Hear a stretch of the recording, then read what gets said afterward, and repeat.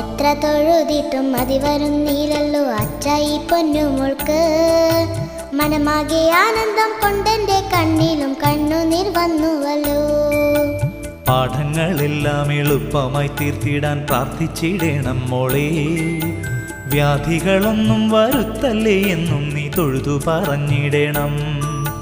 ഭക്തിയോടെന്നും ആ നാമങ്ങൾ ചൊല്ലിട്ട് പാദം വണങ്ങിടുമ്പോൾ ചിത്തശുദ്ധിയോടെ ജീവിക്കുവാനും അനുഗ്രഹമേകുമല്ലോ.